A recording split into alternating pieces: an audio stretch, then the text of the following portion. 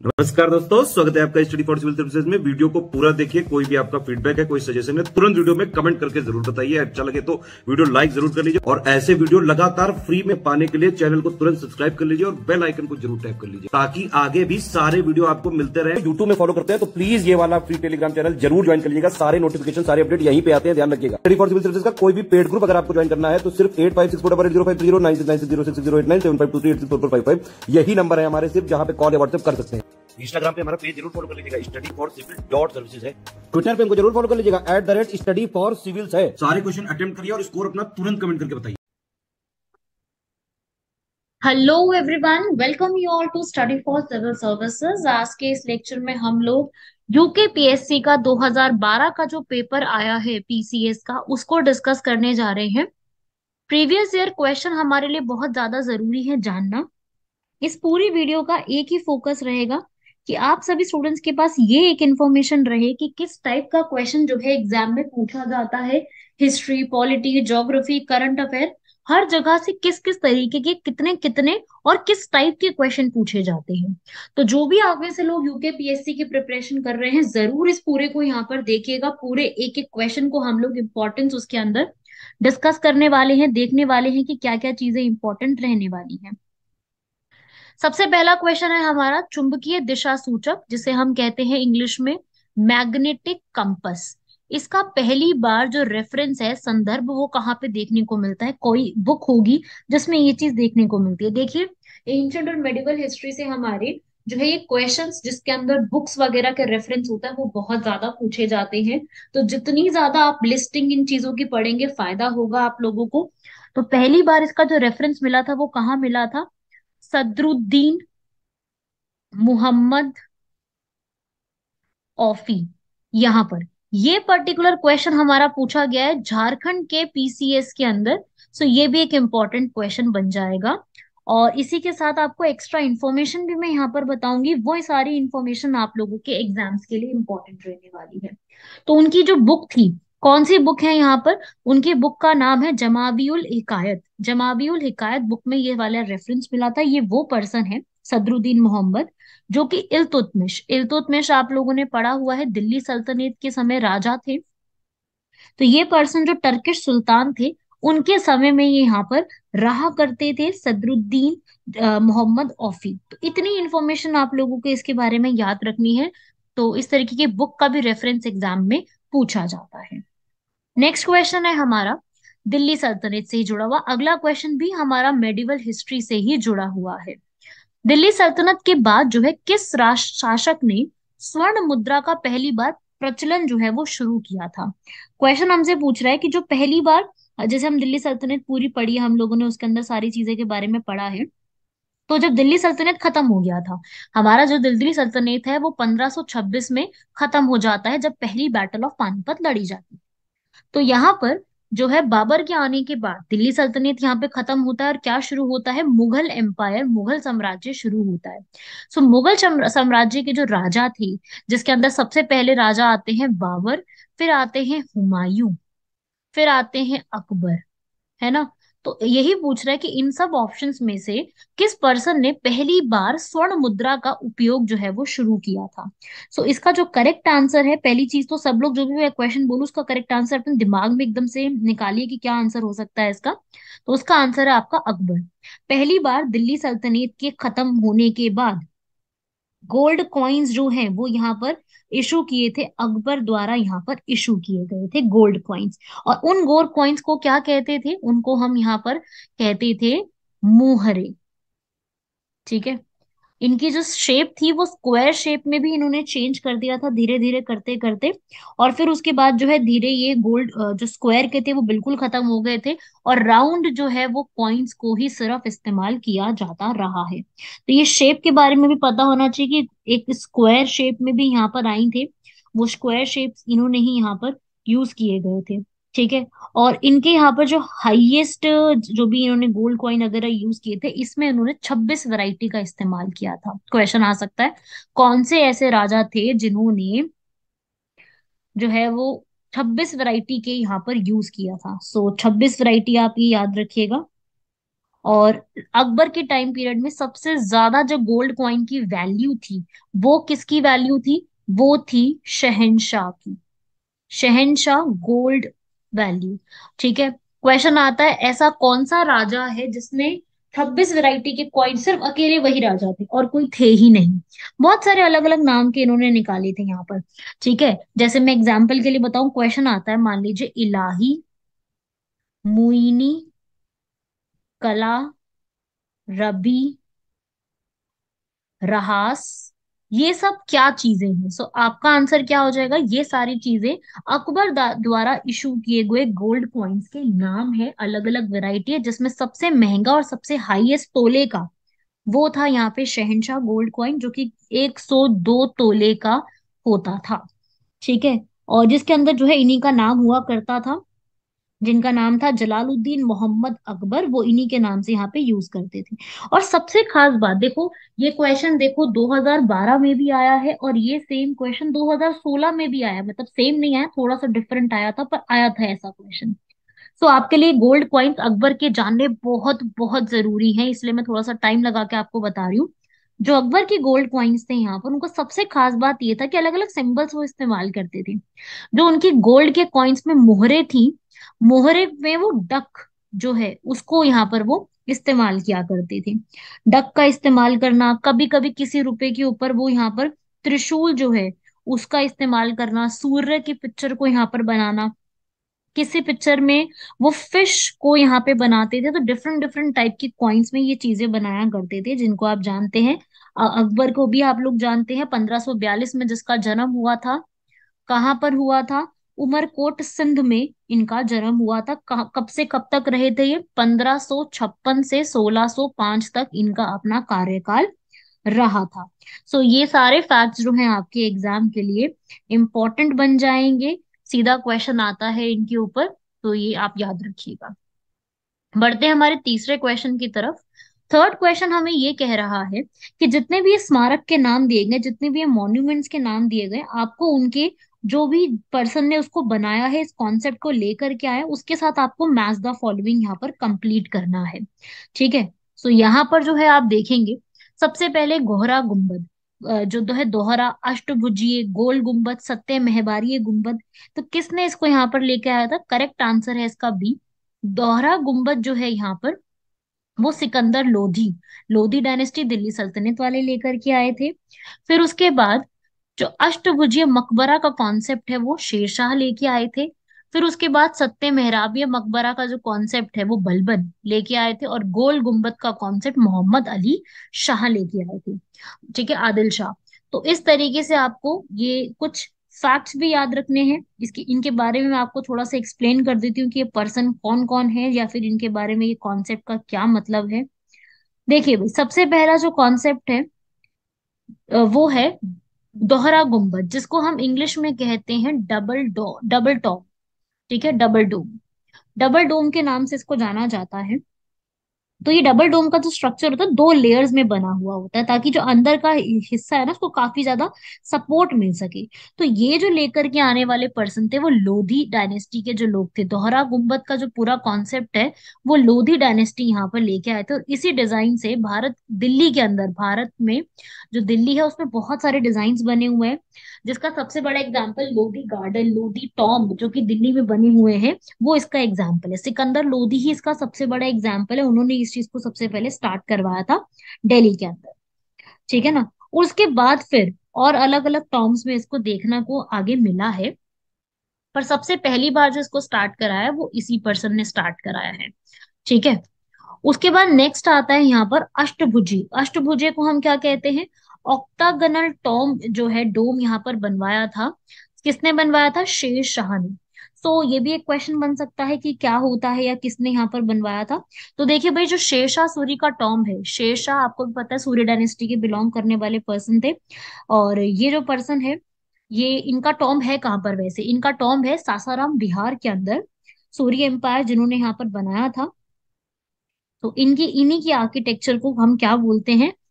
इन्हीं को हम यहाँ पर अष्टभुजीय मकबरा की फॉर्म में जानते हैं। इनका जो पूरा मकबरा बनाया गया वो इसी प्रकार से यहाँ पर बनाया गया। फिर नेक्स्ट आता है हमारे सामने ट्रू आर्च टॉम, ये सत्य महवारी मकबरा है जो, वो ट्रू आर्च टॉम की फॉर्म में जाना जाता है, जो कि बलबन बलबन जो कि दिल्ली सल्तनत के सबसे ज्यादा क्रूर राजा के रूप में जाने जाते हैं। फिर आते हैं गोल गुम्बद। गोल गुम्बद का जो कॉन्सेप्ट है, आई होप सब लोगों ने सुना हुआ होगा, क्योंकि इसके ऊपर कई बार अलग अलग एग्जाम में गोल गुम्बस के नाम से भी क्वेश्चन आ चुके हैं। तो वैसे अगर मैं बात करूं गोल गुम्बस है कहाँ पर, गोल गुम्बस भी है एक, गोल गुम्बस कहाँ पे है, कर्नाटका में, कर्नाटका, विजयपुरा के अंदर। ठीक है। सो ये किसने बनवाया था, सुल्तान मोहम्मद आदिल शाह का ये मकबरा है, जो कि गोल गुम्बस इसका एग्जाम्पल है। ठीक है, गोल गुम्बस, गोल मतलब कि राउंड की तरीके से बना हुआ है, आदिल शाह डायनेस्टी में, और ये इसके बीजापुर एरिया जो है वहां पर आपको ये देखने को मिलेगा। और ये जो है अभी हमारा यूनेस्को की वर्ल्ड हेरिटेज साइट लिस्ट में गया नहीं है, ये टेंटेटिव लिस्ट जो होती है ना उसमें ये पहुंच चुका है। दक्कन का जो पूरा एरिया उसी की लिस्ट में ही काउंट किया जाता है। तो आपका ये वाला क्वेश्चन जो है वो आपने देखा मॉन्यूमेंट्स, हिस्ट्री के मॉन्यूमेंट्स के टॉपिक से आया है। नेक्स्ट हमारा क्वेश्चन नंबर 4 देखेंगे यहाँ पर। क्वेश्चन नंबर 4 कह रहा है कि इनमें से कौन सा ऐसा जो पूरा मकबरा है या फिर कोई एक मॉन्यूमेंट है वो फतेहपुर सिकरी में नहीं है। ठीक है। तो स्वर्ण महल, जोधाबाई का महल, पंचमहल और अकबरी महल, करेक्ट आंसर है इसका अकबरी महल। जो अकबरी महल है यहाँ पर वो फतेहपुर सिकरी में नहीं है। देखो सबसे पहले तो मैं आपको फतेहपुर सिकरी के बारे में इंपॉर्टेंट फैक्ट्स बता दूं।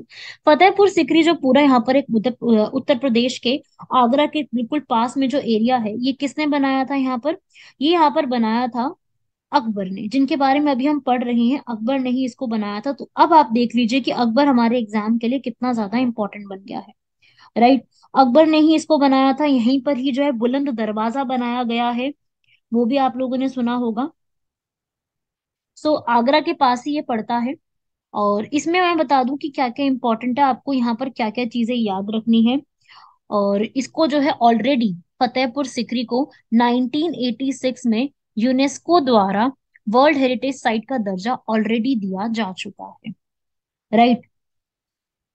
नेक्स्ट बढ़ते हैं, हमारे फोर्थ क्वेश्चन हो गया, हमारा फिफ्थ क्वेश्चन की तरफ बढ़ते हैं। महात्मा गांधी से संबंधित जितने भी आश्रम, देखो चारों आश्रम यहाँ पर महात्मा गांधी से संबंधित दिए हुए हैं, हमसे ये पूछा जा रहा है कि इनमें से कौन सा ऐसा आश्रम है जो सबसे पुराना है, साबरमती, वारधा, फिनिक्स या सदाकत। तो हमारा यहाँ पर सबसे पुराना आश्रम हमसे पूछा जा रहा है। देखो सबसे पहले मैं साबरमती आश्रम के बारे में बात करूं, ये साबरमती एरिया कहाँ पे है, जहाँ पे साबरमती रिवर फ्लो करती है। तो साबरमती रिवर जो है यहाँ पर, ये गांधी जी का वो एरिया है जो कि यहाँ पर वो सबसे ज्यादा जो है वो रहा करते थे इसी पूरे इलाके में, साबरमती एरिया में, जो कि साबरमती रिवर के किनारे है गुजरात के अंदर। ठीक है। और यहीं पर ही और पास में एक और है वारधा, ये महाराष्ट्र में लोकेटेड है वारधा आश्रम। वारधा में कौन सा आश्रम था, सेवाग्राम। ठीक है, ये है यहाँ पर सेवाग्राम आश्रम। यहाँ पर जो है वो अपनी वाइफ के साथ कुछ समय के लिए यहाँ पर रहे थे। कस्तूरबा गांधी हो गए, विनोबा भावे हो गए, महादेव देसाई के साथ, उनके साथ रहते थे, जहाँ पर भागवत गीता को पढ़ना एक डेली का यहाँ पर हुआ करता था। और यही वही साबरमती आश्रम है जहां से गांधी जी ने अपनी सॉल्ट सत्याग्रह को जो है वो शुरुआत की थी 12 मार्च 1930 को। ठीक है भाई। तो ये तो आपके हो गए दो आश्रम। अब आते हैं हम यहाँ पर सदाकत आश्रम की तरफ। सदाकत आश्रम जो है ये कहाँ पे लोकेटेड है, ये यहाँ पे लोकेटेड है, जो आश्रम है ये गंगा रिवर के किनारे पटना बिहार में है। ये डॉक्टर राजेंद्र प्रसाद का एक रेसिडेंस हुआ करता था एक समय में, और ये जो हमारे फर्स्ट प्रेसिडेंट थे, और जब रिटायरमेंट के बाद उनकी अपनी जिंदगी जो है काफी हद तक यहीं पर उन्होंने बिताई थी। और ये जो आश्रम है सदाकत आश्रम, ये किसने बनाया है, मौलाना, ये भी एग्जाम के लिए इंपॉर्टेंट हो सकता है, मजरोल हक। ये भी एक फ्रीडम फाइटर के रूप में जाने जाते हैं, और ये भी कांग्रेस के साथ ही जुड़े हुए थे। जब भी जितनी भी इंपॉर्टेंट मीटिंग्स हुआ करती थी, जितने भी इंपॉर्टेंट पर्सन थे, ब्रज किशोर प्रसाद, अनुग्रह नारायण, राजेंद्र प्रसाद, जयप्रकाश नारायण, इन सब की जो मीटिंग्स हुआ करती थी वो इसी आश्रम में हुआ करती थी। ठीक है। सो ये गांधी जी से जुड़ा हुआ नहीं था ज्यादा।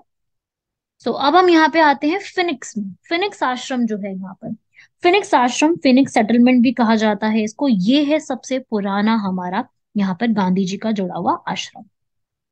ये कहाँ पे लोकेटेड है? ये लोकेटेड है, ये इंडिया में नहीं है, ये डरबन साउथ अफ्रीका में लोकेटेड है। सो ये भी एक आपको याद रखना है। फिनिक्स आश्रम गांधी जी ने सबसे पहले 1904 में साउथ अफ्रीका में बनाया था, जब वो साउथ अफ्रीका के अंदर जो है वो अपनी अपने काम को यहाँ पर कर रहे थे। वहां पर उन्होंने इस आश्रम को एस्टैब्लिश किया था, डरबन में। ठीक है। सो ये आप याद रखिएगा, गांधी जी का फेनिक्स आश्रम इंपॉर्टेंट बन सकता है हमारे एग्जाम के लिए। तो ये अफ्रीका का है, यहाँ का नहीं, यहाँ पे नहीं है ये। नेक्स्ट, ईस्ट इंडिया कंपनी ने जो यहाँ पर सबसे पहला उच्चतम न्यायालय जो है सुप्रीम कोर्ट एपेक्स कोर्ट के नाम से एस्टैब्लिश किया था, उसके पहले मुख्य न्यायाधीश कौन थे? देखो, होता क्या है ना कि हम लोगों ने ये तो पढ़ लिया कि सुप्रीम कोर्ट की पहली मीटिंग 28 जनवरी 1950 में हुई थी, और हमारे पहले सीजेआई बनते हैं, जो हमारे चीफ जस्टिस है, मुख्य न्यायाधीश है, H. J. कानिया, ये बनते हैं। ये तो हमको पता है, ये तो हम लोगों ने पॉलिटी में भी पढ़ा है, ये हम लोगों ने चीजें कंप्लीट करी है। लेकिन अब हमें ये भी पता होना चाहिए कि जो हमारे सबसे पहला आश्रम बना था, हमारा सबसे पहला आश्रम कहाँ पे बना था? हमारा सबसे पहला, सॉरी, जो न्यायालय है वो आपका बना था 1773 का जो रेगुलेटिंग एक्ट था। रेगुलेटिंग एक्ट के बाद वहां पे सीजीआई बनाए गए थे, जिनका नाम था एलिजे इम्फे। और ये वही एलिजे इम्फे है जिनकी दोस्ती जो है वो वॉरेन हेस्टिंग के साथ भी थी, और वॉरेन हेस्टिंग के साथ मिलकर के इन्होंने महाराजा नंद कुमार को जो है वो फांसी पे लटका दिया था। ठीक है। बढ़ते हैं हमारे नेक्स्ट क्वेश्चन की तरफ। सेवेंथ क्वेश्चन है नील दर्पण।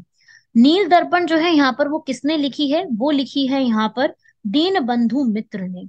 ठीक है। नील दर्पण हमारे लिए इंपॉर्टेंट क्यों है? क्योंकि ये हमारी हिस्ट्री से कई बार इसके ऊपर क्वेश्चन आया हुआ है। ये बंगाली लैंग्वेज का एक प्ले है, जो कि यहाँ पे दीन बंधु मित्र ने 1858 से 1859 में लिखा, जिसमें इन्होंने यहाँ पर जो नील की खेती के ऊपर विद्रोह है उसके बारे में, इंडिगो रिवोल्ट के बारे में समझाया है।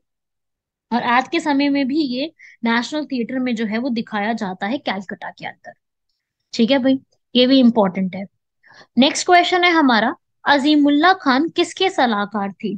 अजीमुल्ला खान जो है वो नाना साहेब के यहाँ पर सलाहकार थे। तो ये हमारा जो क्वेश्चन है, ये आपसे किससे जुड़ा गया? 1857 के रिवोल्ट में जो पर्सनालिटीज फेमस है उनसे जुड़ा हुआ क्वेश्चन है। ये दीवान थे अजीमुल्ला खान। तो जब भी आप 1857 का रिवोल्ट पढ़ो, उसमें आप नाना साहेब, तांत्या टोपे, कुंवर सिंह के बारे में भी पढ़ोगे। उसमें आपको ये पढ़ना है इनके बारे में एक्सप्लेनेशन। अजीमुल्ला खान को क्रांति दूत अजीमुल्ला खान के नाम से भी जाना जाता है। ये नाना साहेब पेशवा सेकंड के आगे जो है ये बन गए थे, आगे उनके काम में आते थे। नेक्स्ट, सत्य शोधक समाज। ये तो सबसे फेवरेट क्वेश्चन है हर एग्जामिनर का, कई बार पूछा गया है। ज्योतिबा फुले, ज्योतिबा फुले ने यहाँ पर सत्य शोधक समाज की स्थापना करी थी। इनके साथ जो इनकी वाइफ हैं, जिनका नाम है सावित्री बाई फुले, वो भी यहाँ पर अनटचेबिलिटी और फीमेल के लिए बहुत ज्यादा काम करती थी। एंड सावित्री बाई फुले को हम पहली फीमेल एजुकेटर के रूप में भी जानते हैं। नेक्स्ट क्वेश्चन पे आते हैं। नेक्स्ट क्वेश्चन है, मुजफ्फर अहमद, S. A. डांगे, शौकत उस्मानी, नलिनी गुप्ता किस षड्यंत्र के जो है जो उसमें है कैद उनको किया गया था? वो है कानपुर का बोल्शेविक षड्यंत्र कांड। तो इन पर्संस को यहाँ पर जो है, ये आप लोगों ने सुने होंगे, काकोरी रेल की जो डकैती हुई थी 1925 में, अब तो इसका नाम चेंज हो गया है। मेरठ का जो हुआ था कॉन्स्पिरेसी केस, चिट्टागांव का यहाँ पर जो छापे मारे थे 1930 में सूर्य सेन ने मिलकर के। ऐसे ही यहाँ पर जो है एक और कंट्रोवर्सी हुई थी, ये भी आप लोगों ने पढ़ी होगी। कानपुर के जो बोल्शेविक कॉन्स्पिरेसी केस हुआ था, कब हुआ था? ये 1924 में हुआ था।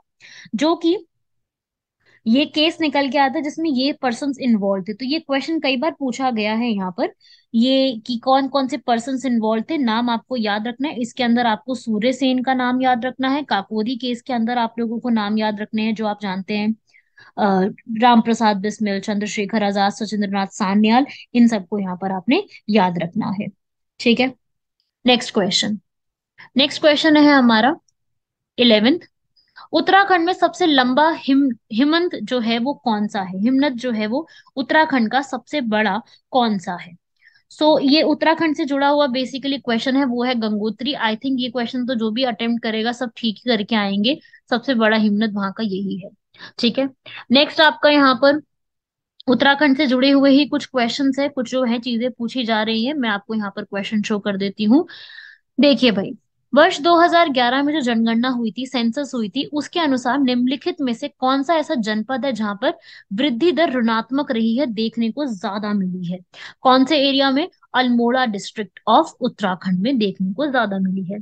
तो देखिए भाई, जो 2011 का आप लोग सेंसस अपना एग्जाम के लिए कवर अप करके जाएंगे, वो आपको कवर तो करना ही है 2011 का सेंसस, लेकिन आपको ये भी चीज ध्यान रखनी है कि जितने भी आपकर यहाँ पर जो है जो भी आप सेंसस को आप यहाँ पे कवर अप करोगे, उसमें उत्तराखंड के जुड़े हुए एक सेंसस को बहुत ज्यादा आपको ध्यान में रखना है, क्योंकि उसमें क्वेश्चन तो आएगा ही आएगा, 100% क्वेश्चन आएगा, क्योंकि नया सेंसस अभी तक तो आया नहीं।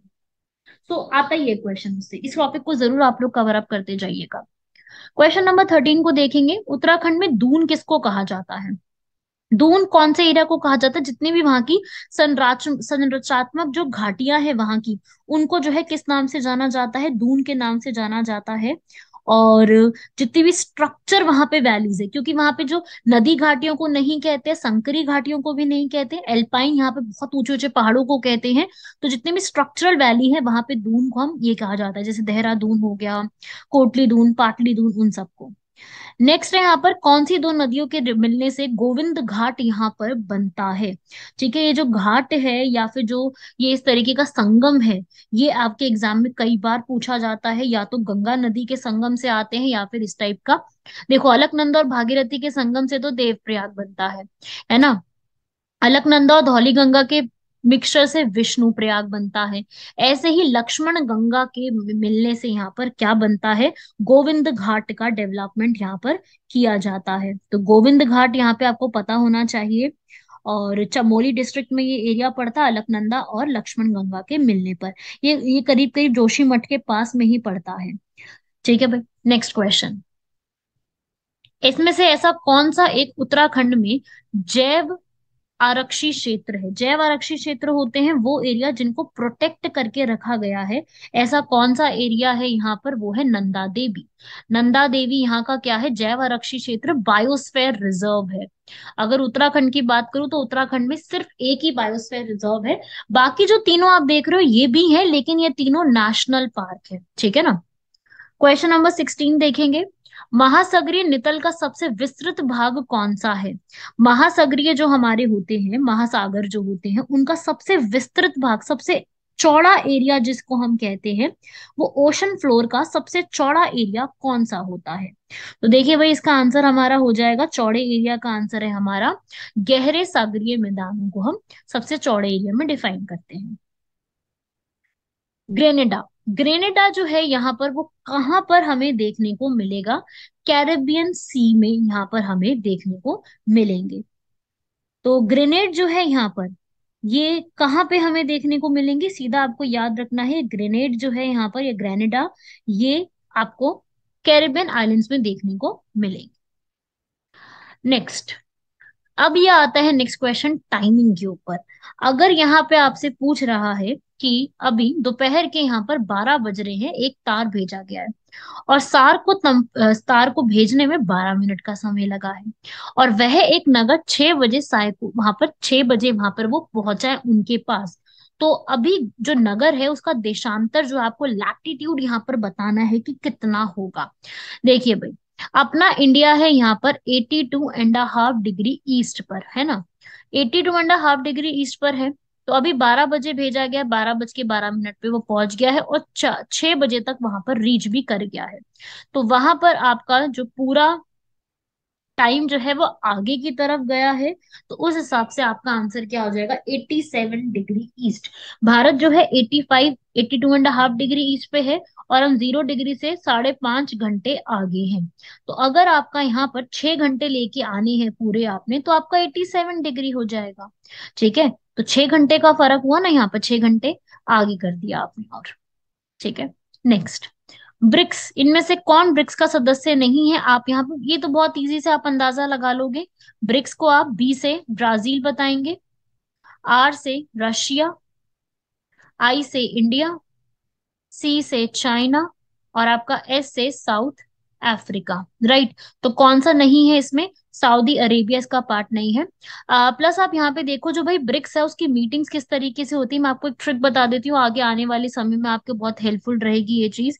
ठीक है, देखो भाई, जो इंडिया है वहां पे 2021 में हुई है, तो चाइना में 2022 में हुई है, अभी 2023 शुरू हो गया तो उसकी मीटिंग साउथ अफ्रीका में होगी, इनकी रोटेशन में होती है। कई बार पूछा गया क्वेश्चन है तो आपको पता होना चाहिए। ये 2021 और 22 की ऑनलाइन हुई है, ठीक है, ऑफलाइन नहीं हुई। तो आपको डेट याद रखने की कोई जरूरत नहीं, आपको लोकेशन याद रखने की कोई जरूरत नहीं, आपको सीधा क्या याद रखना है, कहाँ पर मीटिंग हुई है। तो रोटेशन में चलती है, 2022 की पूछ ले तब भी आपको पता है। अगर आपको एक याद कर ली है आपने, अगर 2021 की याद कर ली तो बाकी तो आपके लिए बहुत इजी हो जाएंगे याद करना, है ना। नेक्स्ट, इनमें से कौन सा समूह बाकियों से संबंधित नहीं है, आपको ऑड वन आउट करके निकालना है। ठीक है, तो यहाँ पर आपका बालू पत्थर, शैल, चूना पत्थर ये सब है। नीस जो है वो अलग आ जाएगा, क्यों? क्योंकि बाकी सब जो आपके लिखे हुए हैं ये सेडिमेंट्री रॉक्स का एग्जाम्पल है, जबकि जो नीस है हमारा वो यहाँ पर मेटामॉर्फिक रॉक का एग्जाम्पल है। तो नीस यहाँ पे मेटामॉर्फिक हो जाएगी, इसलिए बाकी सबसे ये अलग है। नेक्स्ट, 2011 की जनगणना के अनुसार सर्वाधिक साक्षरता वाला राज्य इन चारों में से। देखो वैसे अगर पूछेगा आपसे तो आपका आंसर केरल होगा, लेकिन आपसे ऑप्शन वाले के हिसाब से पूछ रहा है, इसका आंसर हो जाएगा मिजोरम। मिजोरम की साक्षरता दर सबसे ज्यादा है। नेक्स्ट नेक्स्ट क्वेश्चन आपसे जो है वो बायोस्फीयर रिजर्व के ऊपर पूछ रहा है। काफी इजी क्वेश्चन है, आपको बताना है कि इनमें से कौन सा सही नहीं है, इनकरेक्ट मैच को आपको निकाल के लाना है। तो देखो भाई, इसमें सिमलीपाल उड़ीसा में है, बिल्कुल है। नोकरेक जो है हमारा वो भी मेघालय में है। अगस्त्यामलई हमारा केरल में है। और चौथा ऑप्शन हमें दे रहा है कंचनजंगा। तो देखिए, कंचनजंगा हिमाचल प्रदेश में नहीं है, कंचनजंगा सिक्किम में लोकेटेड है। तो इस हिसाब से हमारा आंसर जो है वो हिमाचल प्रदेश नहीं होगा। हिमाचल प्रदेश में एक ही है, वो है कोल्ड डेजर्ट बायोस्फीयर रिजर्व, तो सिर्फ वही एक ही है वहां पर। ठीक है भाई, बढ़ते हैं हमारे नेक्स्ट क्वेश्चन की तरफ। ये इंग्लिश में क्वेश्चन है, ठीक है, इंग्लिश हिंदी कोई फर्क नहीं पड़ता, मैं दोनों हिसाब से ही आपको एक्सप्लेन कर रही हूँ। क्वेश्चन नंबर 23 हमें कह रहा है, आपको मैच करना है। ठीक है, इसमें जो सही है इसका तरीका, कहाँ पे क्या सबसे ज्यादा मिलता है उसके हिसाब से आपको इसको मैच करना है। तो देखो भाई, सबसे पहले उर्वरक फर्टिलाइजर्स जो है हमारे सबसे ज्यादा जो है आपको कहाँ पर देखने को मिलेंगे, कोटा में। ठीक है, सॉरी, फर्टिलाइजर सबसे ज्यादा आपको देखने को मिलेंगे श्री गंगानगर में। ये चारों एरिया ही आपके कहाँ पर है, आपके चारों एरिया जो है वो राजस्थान के लोकेटेड है। फिर उसके बाद कांच, ग्लास, सबसे ज्यादा ग्लास कहाँ पे देखने को मिलेगा, वो है जयपुर में। फिर सीमेंट, सीमेंट सबसे ज्यादा आपको कहाँ मिलेगा, उदयपुर में। और कृत्रिम रेशम आपको सबसे ज्यादा मिलेगा कोटा के अंदर। करेक्ट आंसर इसका हो जाएगा ए। ये वो जगह है जो कि वहां की उस एरिया की सबसे ज्यादा फेमस पड़ जाती है, इसलिए आपसे ऐसा सवाल किया गया है। नेक्स्ट, इनमें से कौन सी नदी सरदार सरोवर परियोजना से संबंधित है? सरदार सरोवर डैम सब लोगों ने सुना हुआ होगा, कौन सी नदी के ऊपर बना हुआ है, नर्मदा। नर्मदा नदी पे और भी डैम बने हुए हैं, जैसे कि ओमकारेश्वर जो कि मध्य प्रदेश में से स्थित है, जबकि सरदार सरोवर जो है डैम वो किस में स्थित है, वो गुजरात में है। देखो, डैम्स के ऊपर बहुत क्वेश्चन आते हैं, बिल्कुल भी छोड़ के मत जाइएगा, डैम्स के ऊपर काफी ज्यादा क्वेश्चन आते हैं। नेक्स्ट, आपको इस पूरे टॉपिक के अंदर जो है चार कोयला क्षेत्रों को प्रदर्शित किया गया है, तो आपको ये बताना है कि इनमें से कौन सा मानचित्र पर सही नहीं दिखाया गया है। चार है, ऑप्शन देख लीजिए, सतपुरा, सोन घाटी, कोरबा और कर्णपुरा। चार ऑप्शन है हमारे पास, जिसमें से गलत कौन सा दिखाया गया, डी वाला कर्णपुरा जो है वो यहाँ पर गलत रूप में एक जो है उसको यहाँ पर दिखाया गया है। कर्णपुरा जो है, ये कर्णपुरा, ये लोकेशन इसकी कहाँ पर है वैसे, ये किस वैली में पड़ता है? तो देखो, ये जो पूरा रीजन है वो इस रीजन में तो पड़ता ही नहीं है, ये झारखंड के क्षेत्र में पड़ता है, थोड़ा इसको और ऊपर दिखाना चाहिए था। तो झारखंड का रीजन नहीं दिखा रहा है, ये करणपुरा का जो रीजन है ये हजारीबाग रांची में पड़ता है। तो रांची इस जगह पे नहीं है, थोड़ा सा और ऊपर करके दिखाते तो इसका आंसर ये ठीक था, पर अभी इन्होंने गलत यहाँ पे दिखाया है। ठीक है, नेक्स्ट, आपको इसके अंदर जो है इसको पूरब से पश्चिम की ओर लगाना है। आपको पूरब से आते हुए, आपको ईस्ट से आते हुए वेस्ट की तरफ इस डायरेक्शन में लेकर के आना है, और बताना है कि कौन सा जो है क्रम इसके अंदर सही दिया हुआ है। तो देखो भाई, सबसे पहले एवरेस्ट, कंचनजंगा, ऐसा तो हो ही नहीं सकता, ईस्ट से आ रहे हो तो कंचनजंगा तो सबसे पहले आना चाहिए ऑप्शंस में देखोगे तो, क्योंकि वो सिक्किम में पड़ता है। तो सबसे पहले कंचनजंगा, मतलब ये ऑप्शन हटा दीजिए, ये ऑप्शन हटा दीजिए, कंचनजंगा ये हो गया। फिर एवरेस्ट और धौलागिरी। अब देखो, एवरेस्ट और धौलागिरी में आपको निकालना है, तो एवरेस्ट नेपाल में पड़ता है और धौलागिरी हिमाचल की तरफ, तो पहले क्या आना चाहिए, एवरेस्ट आना चाहिए, तो ये ऑप्शन भी गलत।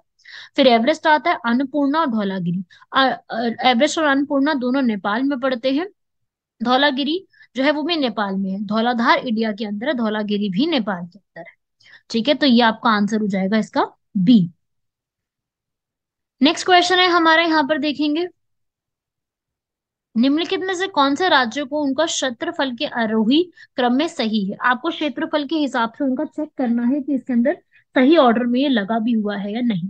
तो देखो, सबसे बड़ा क्षेत्रफल पहले छत्तीसगढ़, झारखंड, हिमाचल और उत्तराखंड ये रहेगा। ये बेसिकली एरिया वाइज इसको डिवाइड किया गया है।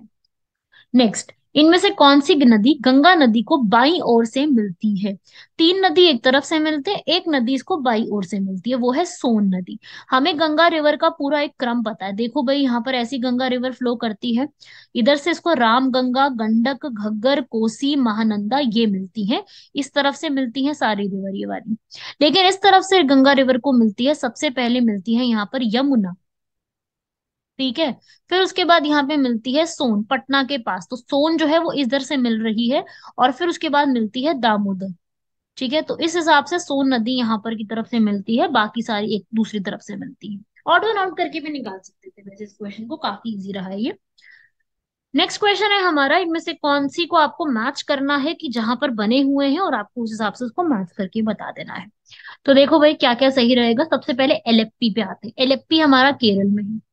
इन्नौर सुना होगा, जरूर पढ़ा होगा इसके बारे में। ये हमारा जो है इन्नौर का जो रीजन है वो तमिलनाडु में है। पारादीप अभी रिसेंटली बना है जो उड़ीसा, और काकीनाडा ये है आपका आंध्र प्रदेश के अंदर। तो इस हिसाब से आपका आंसर हो जाएगा ए। अगर आपको दो भी आते थे ना, इन्नौर और पारादीप, जो कि आपने पढ़े होंगे मेजर पोर्ट्स के बारे में, ये जो आपका मेजर पोर्ट्स है, आपने ऐसे करके डायग्राम बना लो। ठीक है। और अपने जो है 12 मेजर पोर्ट को पढ़ लो। मैं बता देती हूँ फटाफट से, क्विकली पढ़ लेते हैं जल्दी जल्दी से। यहाँ पर आपको पड़ेगा गुजरात में कांडला। अब कांडला का नाम चेंज करके दीनदयाल उपाध्याय रख दिया गया है। फिर आपका पड़ता है मुंबई का। फिर आपका पड़ता है जेएनपीटी। जेएनपीटी का पुराना नाम हुआ करता था नावा शेवा। फिर उसके बाद आपका गोवा पड़ता है। गोवा के अंदर आपका मारमगांव पड़ता है। मारमगांव जो कि जुआरी नदी के पास पड़ता है। उसके बाद आपका कर्नाटका में आता है। कर्नाटका में कौन सा आता है, मैंगलोर। फिर उसके बाद आपका आता है इधर केरल के अंदर। केरल में कौन सा, कोची, वेरी फेमस। फिर उसके बाद आपके तमिलनाडु में आता है चेन्नई, एन्नौर और टूटीकोरिन। अब तो इनके नाम भी चेंज हो गए, नए नाम फटाफट से जरा मुझे कमेंट बॉक्स में बताइए। उसके बाद आप ऊपर की तरफ आएंगे, विशाखापट्टनम आता है, वाइजैक लिख रही हूँ मैं शॉर्ट में। फिर आता है आपका पारादीप। फिर उसके बाद वेस्ट बंगाल में आपका आता है हल्दिया। हल्दिया का भी नाम चेंज हो गया है, श्यामा प्रसाद मुखर्जी उसका नाम कर दिया गया है। चलिए आगे बढ़ते हैं। नेक्स्ट, आपको दक्कन के पठार में बेसॉल्ट की निर्मित लावा लावा जो शैलियां बनी है, उसका निर्माण जो है वो हुआ है कौन से युग में हुआ है। कई बार युग के ऊपर भी सवाल कर देते हैं। तो क्रिटेशियस युग में उसको स्थापित किया गया था। नेक्स्ट, 1946 में जो संयुक्त राष्ट्र मानवाधिकार आयोग आया था ह्यूमन राइट्स के लिए, उसमें पहले भारतीय कौन थे। बहुत इंपॉर्टेंट क्वेश्चन है ये, तो कई बार पूछा गया क्वेश्चन है। हंसा मेहता थी। यही वो लेडी हैं जो कि हमारी कॉन्स्टिट्यूएंट असेंबली जो थी, हमारी संविधान सभा में भी यहाँ पर जो है वो फीमेल की तरह काम भी किया है। और जो भी यूएनएचआरसी अपना एक 10 दिसंबर को 1948 में अपना यूडीएचआर निकाल रहे थे, universal declaration of human rights निकाला जा रहा था, तो उस समय यही वो लेडी है जिन्होंने क्या बोला था कि मेन, और आगे जो राइट्स लिखे हुए हैं, मेन को हटा के हम लोगों की बात की जाए। इसमें फीमेल का नाम नहीं है, तो उसमें मेन की हटा करके जो है पूरी एक वी करके बात की जाए। तो इन्होंने वी करके यहाँ पर बात करी थी। नेक्स्ट, स्टार्ट वन और स्टार्ट टू जो संधियां है, वो यहाँ पर हस्ताक्षर जो की गई थी वो किस पर्पस के लिए गई थी, वो किसके बीच में की गई थी, यूएसए और सोवियत संघ के बीच में इसको स्थापित किया गया। भारत में जो मानवाधिकार संरक्षण अधिनियम है वो लागू कब हुआ है। देखो, ये मैंने अभी बताया 10 दिसंबर 1948। 10 दिसंबर को इसीलिए हम क्या मनाते हैं, ह्यूमन राइट्स डे के रूप में मनाते हैं। तो 10 दिसंबर को तो पूरे वर्ल्ड ने एक्सेप्ट कर लिया, पर भारत में कब करा गया। भारत में 1993 में पार्लियामेंट ने एक्ट पास किया था। और फिर उसके बाद उसमें जो है 1993 में भारत के अंदर NHRC, national human rights council, मानवाधिकार आयोग जो है राष्ट्रीय रूप में ऑर्गेनाइज भी किया गया था।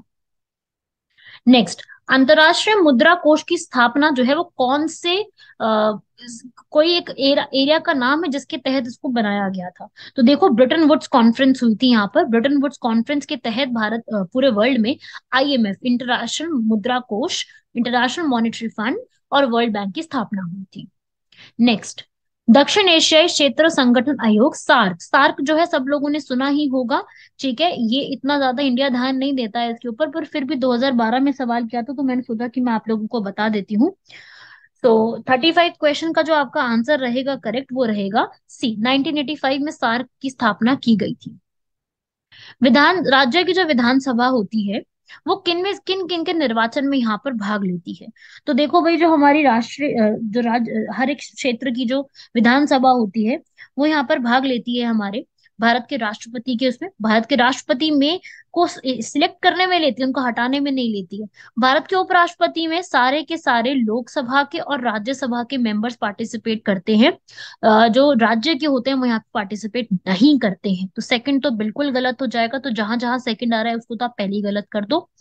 तो आपका ये दो तो वैसे साइड हो जाएंगे। और आपके बचे हैं वन, वन तो करता ही है, राज्यसभा के सदस्यों में भी जो बिल्कुल भाग लेते हैं ये लोग, विधान परिषद के सदस्यों में भी भाग लेते हैं। तो इसका आंसर हो जाएगा बी, बाकी सब में नहीं लेते हैं। नेक्स्ट क्वेश्चन की तरफ आएंगे। हमारा जो उत्तरांचल के जो है उत्तराखंड, उसके पहले राज्यपाल कौन थे? ये काफी फैक्चुअल बेस्ड क्वेश्चन है, आप सब लोगों को पता होगा, सुरजीत सिंह बरनाला ये जो है वहां के पहले गवर्नर रहे हैं। नेक्स्ट, किस संवैधानिक संशोधन द्वारा शहरी शहरी स्थानीय शासन को संविधान में दर्जा दिया गया था? तो उसका आंसर है 74th अमेंडमेंट एक्ट 1992 के तहत। 73rd के तहत जो है यहाँ पर 1992 में पंचायत को दर्जा दिया गया था। और 71st अमेंडमेंट एक्ट 1992 के तहत 3 लैंग्वेजेस को भारत में जोड़ा गया था। कौन सी 3 लैंग्वेज? कोंकणी, मणिपुरी और नेपाली। ठीक है। नेक्स्ट, भारत के सर्वोच्च न्यायालय का जो क्षेत्राधिकार है वो किसके द्वारा बढ़ाया जा सकता है? अगर सर्वोच्च न्यायालय को अपना अधिकार यहाँ पर इंक्रीज करना है तो वो किसके तहत किया जा सकता है? संसद जो है यहाँ पर वो विधि एक लॉ के तहत एक एक्ट को बना करके पास कर सकती है। नेक्स्ट, मंत्री परिषद जो होती है भारत में वो किसके प्रति उत्तरदायी होती है? पूरा काउंसिल ऑफ मिनिस्टर साफ साफ लिखा हुआ है, वो किसके लिए उत्तरदायी होते हैं? लोकसभा के लिए। हमारे आर्टिकल 74 और 75 हमारे काउंसिल ऑफ मिनिस्टर से डील करते हैं, वो यही बताते हैं कि जो उत्तरदायित्व होता है वो लोकसभा के लिए हम लोग यहाँ पर उत्तरदायित्व होते हैं। भारत संविधान की जो आत्मा है वो किसको कहा गया है? यहाँ पर पूरे के पूरे जो संवैधानिक उपचार है, यहाँ पर हमारी जो रिट्स हैं, हमारी जो आर्टिकल नंबर 32 है, उनको यहाँ पे कहा गया है क्या? जो हमारे भारत संविधान की आत्मा है, heart and soul of constitution. Next question, Lok Sabha सचिवालय प्रत्यक्ष रूप से किसकी देखरेख के लिए कार्य करता है? जो उसका लोकसभा का सेक्रेटरीट होता है वो यहाँ पर किसके लिए देखता है? लोकसभा का अध्यक्ष। लोकसभा अध्यक्ष यहाँ पर उसको डिसाइड करता है और पूरे तरीके से बनाता भी है। नेक्स्ट, इनमें से किसकी नियुक्ति राज्य का राज्यपाल नहीं करता? एक गवर्नर के हाथ में नहीं आती है। किसकी नियुक्ति? प्रधानमंत्री की करता है। ठीक है, बिल्कुल करता है। एक सदस्य की यहाँ पर राज्य के लोकसभा आयोग की बिल्कुल करता है। लेकिन जो एक उच्च न्यायालय के न्यायाधीश होते हैं, जो सीजे होते हैं किसी भी हाई कोर्ट के, वो यहाँ पर प्रेसिडेंट करते हैं। ये प्रेसिडेंट के अंडर आता है कि आ, यहाँ पर जो भी हमारे प्रेसिडेंट होंगे वो यहाँ पर डिसाइड करते हैं कि किसको यहाँ पर अपॉइंट किया जाएगा। ठीक है, प्रेसिडेंट ही यहाँ पर उनको अपॉइंट करते हैं। नेक्स्ट, किसके अंतर्गत भारतीय संविधान सभा का गठन किया गया था? भारतीय संविधान सभा का संगठन जो है यहाँ पर कैबिनेट मिशन योजना के तहत 1946 में, क्योंकि ये जो संविधान सभा है हमारी वो भी 9 दिसंबर 1946 को पहली बार अपनी मीटिंग को ऑर्गेनाइज करती है। नेक्स्ट क्वेश्चन, हमारे जो भारत की संसद है इनमें से कौन से लोग उसमें सम्मिलित होते हैं? ये तो बहुत बहुत इजी क्वेश्चन है, ये तो सबको आता होगा। राष्ट्रपति, लोकसभा एवं राज्यसभा। इसके बारे में तो आई थिंक मुझे आप लोगों को और कुछ बताने की भी जरूरत नहीं है। नेक्स्ट, संसद के दोनों सदनों की जो संयुक्त बैठक की अध्यक्षता होती है वो कौन करता है? लोकसभा का अध्यक्ष करता है, यहाँ पर आर्टिकल नंबर 108 में लिखा हुआ है। नेक्स्ट, भारत के मुख्य चुनाव आयुक्त का कार्यकाल जो है यहाँ पर वो कितने समय का होता है? वो 5 वर्ष या 65 वर्ष की आयु जो भी उनसे पहले आ जाए उनको कंप्लीट किया जाता है। भारत के मुख्य चुनाव आयुक्त के बारे में जो है हमारे आर्टिकल नंबर 324 में लिखा हुआ है। जनहित याचिका PIL कहाँ पे हम इसको प्रस्तुत कर सकते हैं? ये हम किसी भी उच्च न्यायालय और सर्वोच्च न्यायालय किसी भी जगह में इसको प्रस्तुत कर सकते हैं। नेक्स्ट, 1962 में जो भारत और चीन का जो भारत चीन युद्ध से पहले जो उत्तराखंड है उसकी जनजाति के तिब्बत के साथ कैसे व्यापारिक संबंध हुआ करते थे? किस जनजाति के यहाँ पर संबंध होते थे उनके साथ? वो आंसर है भोटिया जनजाति। गणदेश सेवा संघ का गठन जो है यहाँ पर वो किसने किया था? श्रीदेव सुमन, ये वहीं का क्वेश्चन है। उत्तराखंड क्रांति दल जो है यहाँ पर जो बनाया गया था उत्तराखंड में, वो यहाँ पर उसके अध्यक्ष किसको बनाया गया था? डीडी पंत। उत्तराखंड के गांधी के रूप में हम किसको जानते हैं? हम जानते हैं इंद्रमणि बडोनी को। नेक्स्ट, एक व्यक्ति कोई भी चुनाव जो है वो पंचायत के लड़ सकता है अगर उसने कितनी वर्ष की अपनी आयु पूरी कर ली है? 21 वर्ष। पंचायत के इलेक्शन लड़ने के लिए 21 वर्ष है, लोकसभा के इलेक्शन के लिए 25 वर्ष, और 30 वर्ष की आयु यहाँ पर राज्यसभा के लिए, और 35 वर्ष की आयु यहाँ पर प्रेसिडेंट, वाइस प्रेसिडेंट और राज्यपाल के लिए। नेक्स्ट, किस संविधान के संशोधन में जो पिछड़ा वर्ग है हमारा, उसके लिए यहाँ पर जो है बात की गई थी कि उनके लिए 27% का आरक्षित होगा, वो है 93rd अमेंडमेंट एक्ट। नेक्स्ट, राज्यपाल को पद व गोपनीयता की जो उनकी शपथ होती है राज्यपाल के लिए, वहां पर वो कौन दिलवाता है? वो दिलाते हैं यहाँ पर जो सीजे होते हैं उस एरिया के, उस हाई कोर्ट के। नेक्स्ट, कहां पर लोकायुक्त संस्था की स्थापना सबसे पहले की गई थी? काफी बार पूछा गया क्वेश्चन है, महाराष्ट्र में लोकायुक्त की संस्था की पहली बार स्थापना की गई थी। भारत में किस आयोग ने सबसे पहली बार ओम्बड्समैन बनाने की यहाँ पर बात करी थी? वो आपका आंसर है, वो है, ये क्वेश्चन भी यूपीएससी भी एक बार पूछ चुकी है, जो हमारी सेकंड एआरसी कमीशन है, सेकंड एआरसी कमीशन जो है उन्होंने यहाँ पर बात करी थी। एआरसी मतलब एडमिनिस्ट्रेटिव रिफॉर्म्स कमीशन, प्रशासनिक सुधार आयोग। नेक्स्ट क्वेश्चन, कौन सी समिति भारत की व्यवस्था से संबंधित नहीं है? तो देखो भाई, इसमें से जो आपकी कमिटीज के नाम लिखे हैं उसमें से सिर्फ और सिर्फ दिनेश गोस्वामी ऐसी कमेटी है जो कि बिल्कुल कंसर्न नहीं है पंचायत के लिए। बाकी तीनों है, एल एम सिंघवी, अशोक मेहता, सादिक अली, बलवंत राय मेहता, गडगल, हंगन, ये सारी है। इनमें से कौन सी संस्था में गैर सरकारी व गैर अनुदान प्राप्त भी सम्मिलित है? अन्य पिछड़े संसूचित जनजातियों सभी को यहाँ पर जो है वो सुविधा प्रदान करने की बात की गई है, वो है अनुच्छेद 15, डिस्क्रिमिनेशन के अगेंस्ट जो है अनुच्छेद 15 का 5वां क्लॉज। 86वें संशोधन कब आया था? जो कि शिक्षा के अधिकार की बात कर रहा है, कब आया था? 2002 वर्ष में इसको लाया गया था। ठीक है, लेकिन आपसे पूछ रहा है किस वर्ष से लागू किया गया था। देखो, आ तो गया था 2002 में, लेकिन लागू इसको कब किया गया था? इसको लागू किया गया था 2010 में। तो ये लागू अभी नहीं हुआ है, लागू बाद में जाके हुआ था। नेक्स्ट क्वेश्चन, भारत में जो उत्तराखंड है उसका रहस्य ताल के नाम से हम किसको जानते हैं? रहस्य ताल के नाम से रूपकुंड को जाना जाता है। उत्तराखंड में जो भी खाद्य फसलें होती हैं उसमें सर्वाधिक क्षेत्रफल में सबसे ज्यादा किसको उगाया जाता है? वहां पर वो है गेहूं को उगाया जाता है। नेक्स्ट, अगला अगला क्वेश्चन में उत्तराखंड के राज्य की साक्षरता दर के ऊपर 2011 की जनगणना के अनुसार उत्तराखंड में सबसे ज्यादा साक्षरता दर मतलब कितनी है वहां पर? आपसे जो है वो नंबर यहाँ पे पूछ रहा है, वो है 79.63। इसको रट लो, इसको लर्न कर लो।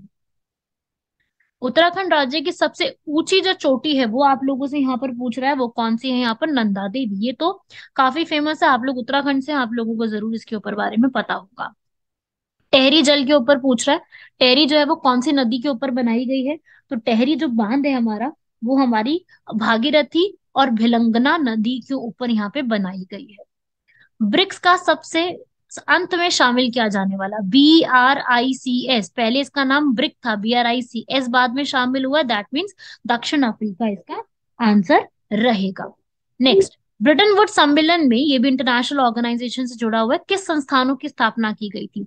जब ब्रिटेन वुड्स कॉन्फ्रेंस आया था, मैंने थोड़ी देर पहले भी आप लोगों को बताया, IMF जो है यहाँ पर बनता है, और IBRD क्या है? IBRD वर्ल्ड बैंक के ही एक पार्ट है। वर्ल्ड बैंक में पूरा 5 पार्ट है, अगर कभी वर्ल्ड बैंक का लोगो आप देखो तो उसमें 5 ऑर्गेनाइजेशन आते हैं, जिसमें IBRD सबसे पहली बना था।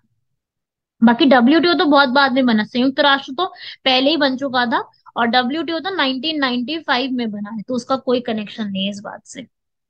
नेक्स्ट क्वेश्चन यहाँ पे कह रहा है कि जो हमारी मानव विकास रिपोर्ट है वो कौन सी संस्था द्वारा प्रकाशित की जाती है?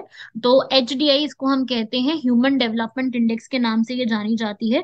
तो ह्यूमन डेवलपमेंट इंडेक्स जो है यहाँ पर वो कौन प्रकाशित करता है? वो है यहाँ पर विश्व बैंक। मानव विकास report, sorry human development report जो है वो यहाँ पर डेवलप की जाती है UNDP द्वारा, सॉरी वर्ल्ड बैंक नहीं, सॉरी UNDP द्वारा डेवलप की जाती है। ठीक है, नेक्स्ट, विश्व बैंक की कौन सी संबंध संस्था विश्व के जितने भी गरीब उन्मूलन सहायता करने का जो काम होता है उसको ये देखती है?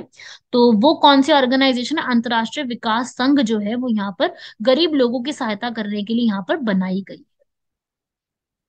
Next question 70। जब विनिमय दर जो है $1 60 से परिवर्तित होकर $1 58 हो जाता है, तो इसका हम क्या अभिप्राय निकाल सकते हैं?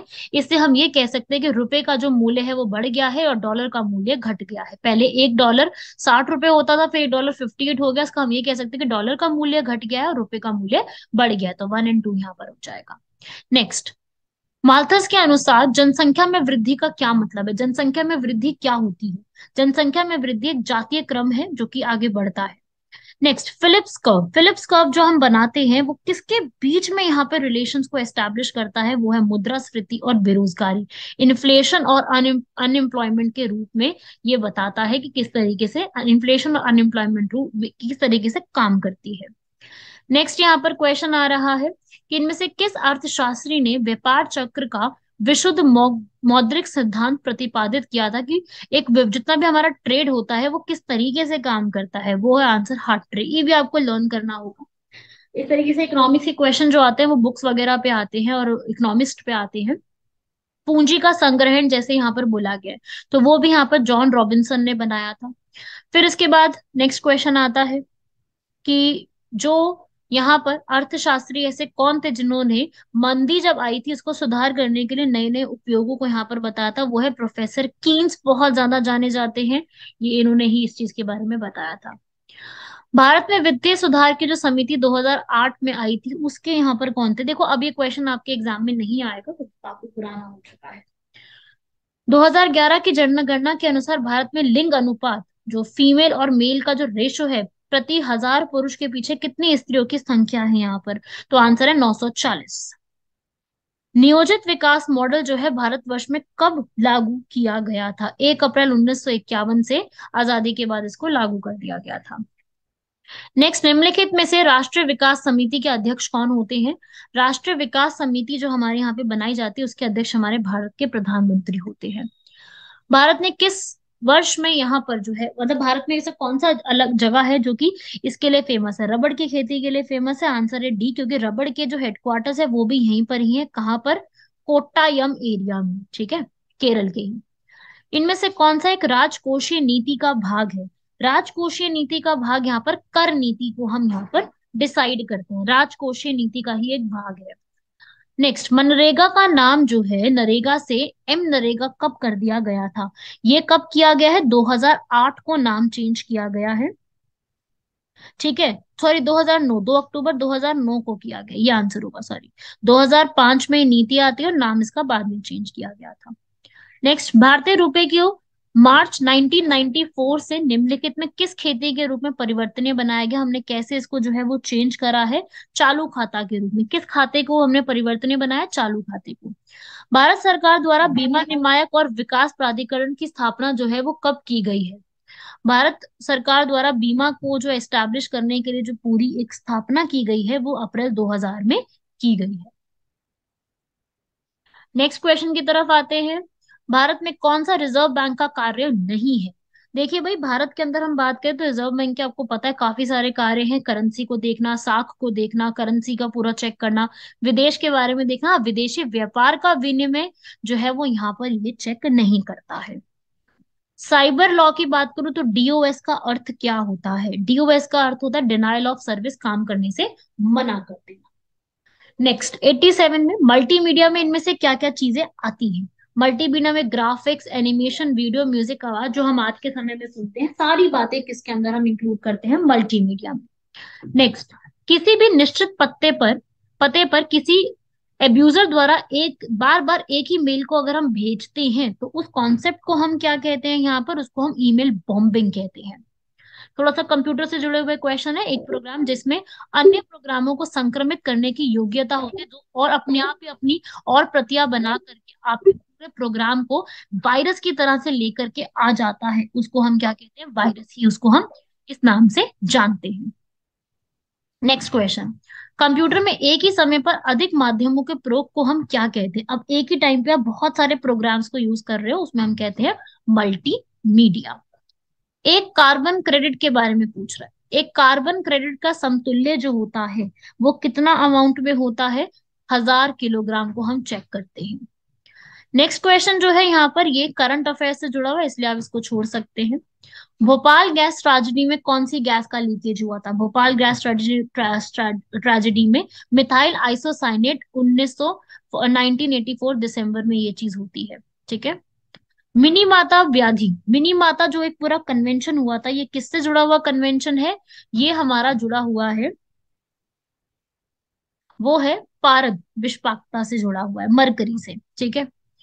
नेक्स्ट, किसी भी एक क्षेत्र में प्राणियों की संख्या की जो सीमा है और पर्यावरण उसको समर्थन कैसे कर रहा है, उसको हम क्या कहते हैं यहाँ पर? उसको हम वहन क्षमता, वो कितना यहाँ पर वहन कर सकता है उस चीज को, उसको हम इस नाम से जानते हैं। नैनो कण का जो आकार होता है वो किसके बीच में, नैनो पार्टिकल की जो हम डेफिनेशन कहते हैं वो क्या होती है? 1 mm से लेकर के 100 mm के बीच में नैनो पार्टिकल के नाम से इसको जाना जाता है। नेक्स्ट, जैव विविधता में अगर परिवर्तन होता है तो उससे क्या इम्पैक्ट पड़ता है? भूमध्य रेखा की तरफ यहाँ पर बढ़ावा देखने को मिलता है। बैसिलस यूथेरिनस का प्रयोग जो हम यहाँ पर करते हैं, ये एक नई एक टेक्नोलॉजी है, इसको हम प्रमोट जो है जैविक कीटनाशक के रूप में यहाँ पर किया जाता है। इनमें से कौन सी गैस ग्लोबल वार्मिंग के लिए ज्यादा जिम्मेदार है? ग्लोबल वार्मिंग गैसेस की पूरी लिस्ट पढ़ के जाना जरूरी है, जिसमें सबसे ज्यादा, सारी ही है लेकिन आपसे सबसे ज्यादा जिम्मेदार पूछ रहा तो आंसर हो जाएगा कार्बन डाइऑक्साइड। नेक्स्ट, थोड़ा सा डिजीजेस से जुड़ा हुआ क्वेश्चन है, इबोला वायरस और जैव सांख्यिकी की पहचान, क्लोगिंग, डीएनए फिंगरप्रिंटिंग। तो हमसे ये पूछ रहा है कि कौन सा सही नहीं है, वो है इबोला वायरस। नेक्स्ट, इनमें से किसका जो इस्तेमाल है हम यहाँ पे परमाणु ऊर्जा संयंत्र में बिजली उत्पादन में हम लोग यहाँ पर करते हैं? तो बिजली उत्पादन में इनमें से किसका इस्तेमाल किया जाता है? वो है यूरेनियम U35 का। बायोगैस में सबसे ज्यादा किसका इस्तेमाल किया जाता है? बायोगैस में सबसे ज्यादा जो है वो मीथेन का इस्तेमाल किया जाता है। नेक्स्ट, इनमें से कौन सा जो तत्व होता है वो सोलर सेल में उपयोग करते हैं? हम जो सोलर सेल बनाते हैं, आज के समय में सोलर सेल का इस्तेमाल भी बहुत ज्यादा हो रहा है, उसमें हम सिलिकॉन का इस्तेमाल जो है सबसे ज्यादा करते हैं। ऑलमोस्ट जो है वो साइंस से जुड़े हुए क्वेश्चन है, टेक्नोलॉजी से जुड़े हुए। नेक्स्ट क्वेश्चन, नेक्स्ट कह रहा है कि इनमें से कौन सा पॉलीमर नहीं है? पॉलीमर नहीं है, जो पॉलीमर हम यूज करते हैं उसमें से कौन सा इसका एग्जाम्पल नहीं है? वो है क्रेप्टोलेक्टम। नाइलॉन, टेफलॉन, पॉलीस्टाइरीन सबका एग्जाम्पल है। कौन सा विटामिन जो है खून का थक्का बनने के लिए चाहिए होता है, जो हमारे ब्लड क्लॉटिंग के लिए हमें किसकी जरूरत होती है? विटामिन के की। नेक्स्ट, ये तो सबसे आसान क्वेश्चन पूछा है यूपीपीएससी ने कि इलेक्ट्रिकल बल्ब में फिलामेंट जो है वो किससे बना हुआ होता है? वो टंगस्टन से बना हुआ होता है। नेक्स्ट, ऊर्जा जो है आप देखोगे यहाँ पर वो सबसे ज्यादा किस क्वांटम में सर्वाधिक हमें देखने को मिलेगी? वो आपको देखने को मिलेगी 200 से 280 नानोमीटर। भारत का पहला आयरन एनएसएस जो है यहाँ पर वो कब छोड़ा गया था और कहाँ से छोड़ा गया था? पहला हमारा जो है वो श्रीहरिकोटा जो है वो वहां से इसको छोड़ा गया था। नेक्स्ट क्वेश्चन यहाँ पर, इसमें से फाइबर्स के बारे में आप लोगों को यहाँ पर जोड़ना है और कौन सा मिलान आपसे सही नहीं है वो पूछ रहा है। तो उस रिस्पेक्ट में जो है वो एंड्रॉइड वाणी निवेश, ये इसका गलत है। नेक्स्ट, भारत के रिमोट सेंसिंग जो संस्थान है, एक आधा क्वेश्चन आपको रिमोट सेंसिंग पे भी आता ही है, देहरादून में सिचुएटेड है। यहाँ पर ये करंट अफेयर से जुड़ा है, इसको आप छोड़ सकते हैं, ये भी आपका करंट अफेयर है, ये उस समय का करंट अफेयर है, इसलिए मैं आपको यहाँ पर जो है वो नहीं बता रही हूँ। जो उस समय का करंट अफेयर है वो जरूरी नहीं है पढ़ना। ग्रेट हिमालय नेशनल पार्क कहाँ पे सिचुएटेड है? ग्रेट हिमालयन नेशनल पार्क हमारा हिमाचल प्रदेश में सिचुएटेड है। नेक्स्ट क्वेश्चन है हमारा कि जो हमारा उत्तर मध्य रेलवे जोन है, ये क्वेश्चन कई बार पूछा गया रेलवे जोन्स के ऊपर, आपके एग्जाम में कई बार क्वेश्चन आते हैं। 18 रेलवे जोन को जरूर पढ़ के जाइएगा। कहाँ पे सिचुएटेड है? वो इलाहाबाद, जिसका नाम अब प्रयागराज के रूप में चेंज हो चुका है, वहां पे सिचुएटेड है। नेक्स्ट, 115 क्वेश्चन भी यहाँ पर जो है वो करंट अफेयर का है, ये भी करंट अफेयर का है। अंतर्राष्ट्रीय अहिंसा दिवस, ये आपको वैसे ही पता होना चाहिए, ये हम लोग कब मनाते हैं? 2 अक्टूबर को, गांधी जी के जन्म दिवस के दिन। केंद्र सरकार द्वारा अगर कोई राष्ट्रीय गोकुल मिशन स्टार्ट किया गया तो किस लिए होगा? देखो, गोकुल मिशन है, ये हम किसको प्रमोट कर रहे होंगे? ये हम देसी नस्लों को यहाँ पर प्रमोट कर रहे होंगे, तो उसका उद्देश्य जो है गांव गाय की देसी नस्लों की रक्षा करना है। राइट। पॉक्सो, पॉक्सो जो है यहाँ पर वो किसको बचाने की बात करता है? वो बच्चों को यहाँ पर प्रिवेंट करने के लिए एक कानून की इस रूप में स्थापना की गई है। नेक्स्ट क्वेश्चन यहाँ पर नया राष्ट्रीय सलाहकार, ये भी उस समय का करंट अफेयर है, ये भी करंट अफेयर है, ये भी करंट अफेयर है, ये भी माराकेश संधि, ये सारे जो है आपसे करंट अफेयर पूछे गए हैं, इसलिए मैं आप लोगों को वो नहीं बता रही हूँ। ये सारे जो आप लास्ट के क्वेश्चंस देख रहे हैं वो सारे के सारे आपसे करंट अफेयर के रूप में पूछे गए हैं, लास्ट के सारे क्वेश्चन। ठीक है, वर्तमान में कौन है महिला अध्यक्ष, ये सारा कुछ जो है 8वीं बार चुनाव नहीं जीतने वाली, ये सारी चीजें जो है वो करंट अफेयर के रूप में किसको क्या बनाया गया है। ये सब करंट अफेयर है, इसलिए आपको इसको जो है अभी के लिए कवर करने की जरूरत नहीं, वो तो जब आप पढ़ेंगे आगे चल के सिर्फ तभी आप कवर अप करिएगा। ठीक है, नेक्स्ट ये क्वेश्चन आपको पता होना चाहिए, ये करंट अफेयर नहीं है यहाँ पर। गढ़वाल के इतिहास में नक्करनी रानी के नाम से कौन विख्यात थी? तो ये क्वेश्चन आपको करंट अफेयर से नहीं जुड़ा हुआ है, इसका आंसर आपका रहेगा कर्णावती रानी।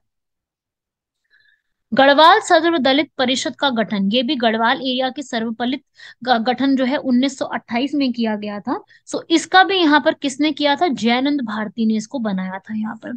ऐसे ही देहरादून में एक प्रजा मंडल की स्थापना की गई थी, उस समय की गई थी, ये क्यों? ताकि जो टहरी राज्य है वहां पे जो भी वहां पे गलत तरीके से सुशासन किया जा रहा है उसको ठीक करने के लिए ये चीज की गई थी। नेक्स्ट, विश्व के सभी भागों में ईसवी पूर्व 6वीं शताब्दी में एक महान धार्मिक का उथल पुथल का कान था, वैदिक धर्म बहुत जटिल हो चुका था, इसके चलते जो है यहाँ पर ये किया गया था। दोनों समस्याएं अपने आप में सही लिखी गई हैं। वैदिक धर्म में जो ब्राह्मण था उनका बहुत ज्यादा डोमिनेंस हो गया था, इसलिए यहाँ पर जो है वो एक नया धार्मिक जो है वो यहाँ पर उत्पन्न होने की बात हो रही है। नेक्स्ट, भागवत गीता का जो धर्म का ज्ञात है सर्वप्रथम किस में यहाँ पर लिखा गया है? वो लिखा गया है बेसनगर की गरुड़ स्तंभ के अंदर, ये आपको फैक्ट याद रखने हैं। मिलिंद पहानो जो है वो किसके ऊपर कि मिलिंद पहानो एक बुक है जो कि मिनांडर और मिलिंद पहानो के बीच में बुद्धिस्ट के बारे में एक्सप्लेन करता है। नेक्स्ट क्वेश्चन, वैदिक किस वैदिक ग्रंथ में वर्ण शब्द का पहली बार उपयोग जो है वो किया गया है? वो है ऋग्वेद, हमारा सबसे पहला वेद। गुप्त साम्राज्य के पतन के बहुत सारे कारण थे, जिसमें सबसे एक इम्पोर्टेंट कारण है वो है अरबों का अरब की तरफ से होने वाला आक्रमण पूरा। तो ये है आपके कुछ इंपॉर्टेंट यहाँ पे क्वेश्चन, ये पूरा का पूरा आपको पढ़ना है, और जितने भी मैंने यहाँ पर आपको बताए हैं एक्स्ट्रा इन्फॉर्मेशन बताई है वो भी नोट करनी है। और कोशिश कीजिएगा कि 150 जो क्वेश्चन है हमारे, 150 क्वेश्चन को आप पूरा पढ़ें, इनको पूरा समझें। और यूकेपीएससी का जो भी आप लोगों ने ये पूरी आंसर की भी है, और यूकेपीएससी की जितनी भी आप तैयारी यहाँ पे कर रहे हैं वो स्टडी फॉर सिविल सर्विस के तहत प्रीलिम्स से जुड़े हुए एक एक चीज यहाँ पर आपको तैयारी कराई जाएगी। सिलेक्शन के लिए जितना इंपॉर्टेंट कंटेंट चाहिए वो पूरा यहाँ पे कराया जाएगा। बहुत सारी चीजें आपको यहाँ पर दी जाएंगी, जितना बताया जाएगा मैं बता रही हूँ उससे ज्यादा ही आपको यहाँ पर मिलेगा, उससे कम नहीं मिलेगा। अगर आपको पूरा यहाँ पे इन्फॉर्मेशन चाहिए और आपको तैयारी करनी है तो दिए गए नंबर्स पे आप कॉल कर सकते हैं, व्हाट्सएप कर सकते हैं, और उसके तहत आप पूरी इन्फॉर्मेशन ले सकते हैं और अपने यूकेपीएससी की जो भी टेस्ट सीरीज ज्वाइन करनी है या आपको जिस भी प्रकार से यहाँ पर तैयारी करनी है वो पूरी तैयारी आप इस रूप में जान सकते हैं। ठीक है, मिलते हैं आप लोगों से नेक्स्ट लेक्चर में इसके बाद और चीजों को कवर अप करने के लिए। शुक्रिया, धन्यवाद, जय हिंद।